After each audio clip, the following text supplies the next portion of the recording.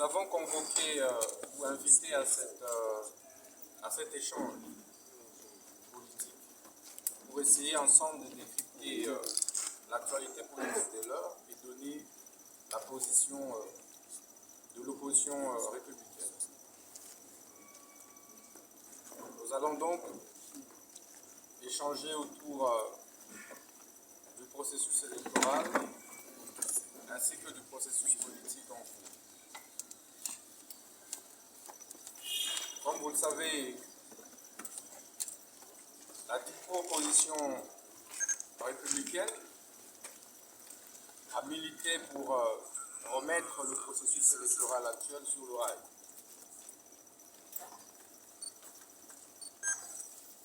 En acceptant, contre la volonté de l'opposition radicale, de déléguer ses membres pour rendre complète l'équipe actuelle de la CENI. Certains compatriotes de l'opposition radicale, dite radicale, s'y étaient farouchement opposés, nous traitant de tous les maux d'Israël.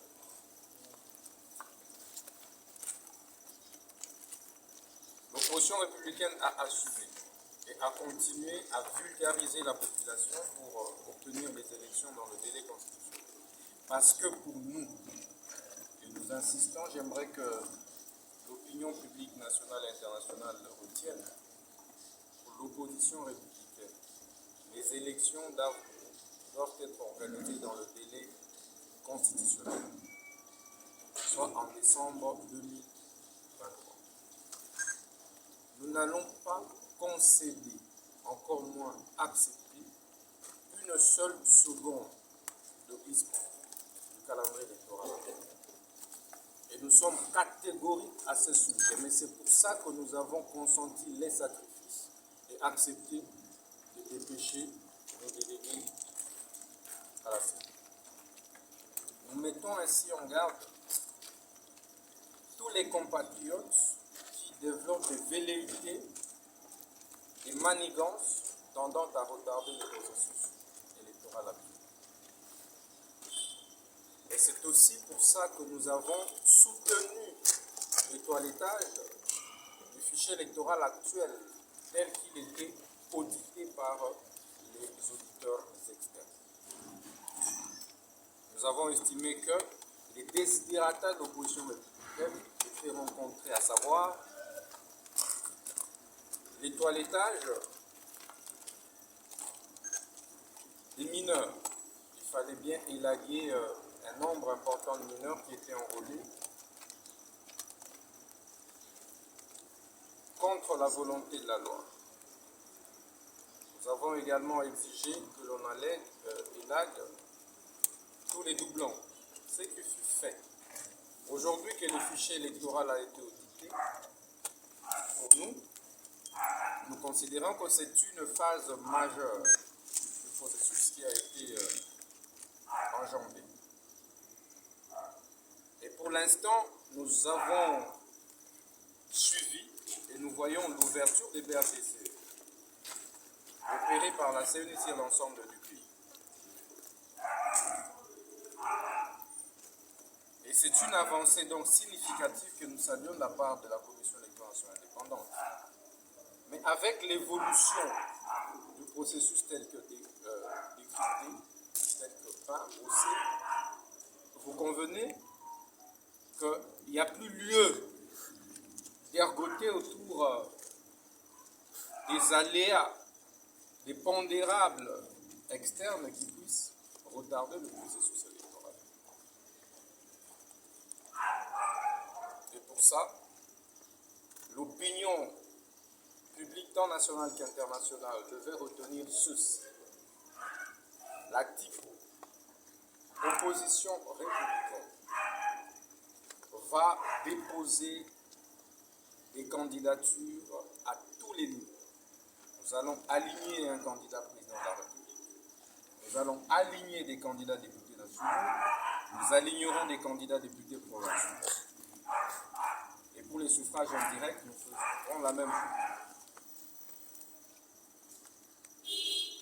Et pour votre information, DIPRO a finalisé l'harmonisation et la consolidation de ces listes ou des listes de ces candidats députés nationaux sur l'ensemble du pays. DIPRO va donc déposer sur l'ensemble du pays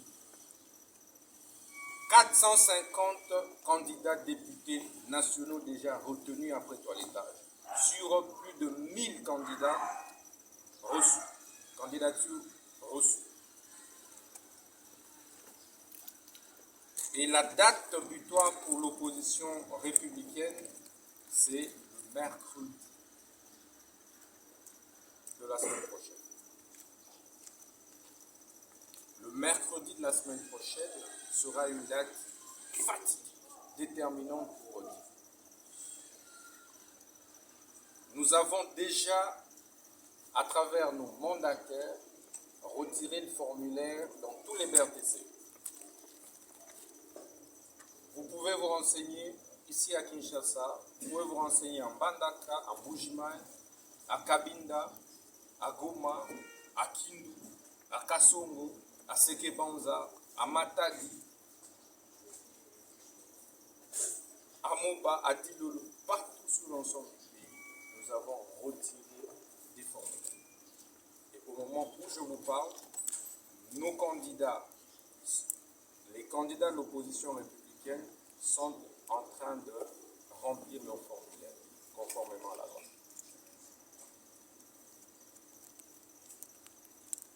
Nous avons lancé le processus de collecte de fonds pour nos candidats parce que vous savez que nous sommes de l'opposition politique.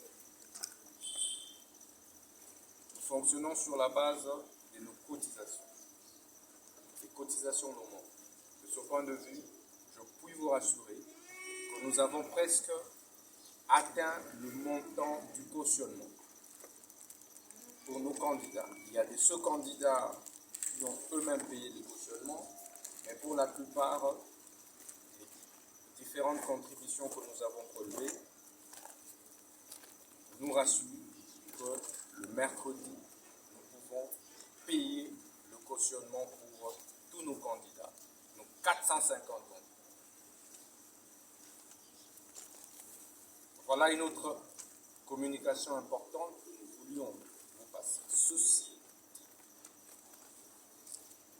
nous avons suivi dans l'entretemps la démarche de la Commission électorale indépendante à travers son président,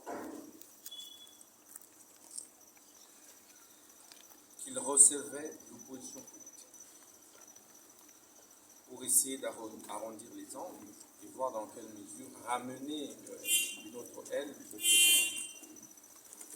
L'opposition républicaine, DIPRO, encourage et salue cette démarche, ce sens d'ouverture de la Commission électorale indépendante, parce que nous voulons des élections inclusives. Mais pour DIPRO, d'abord, c'est toute l'opposition dans son ensemble qui doit être consultée. Mais nous tenons à l'organisation des élections dans le délai constitutionnel.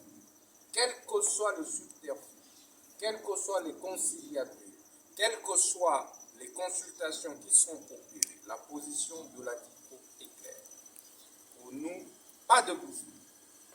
La CENI doit nous organiser les élections le 20 décembre 2020. Dépasser ce délai, nous serons obligés de nous pencher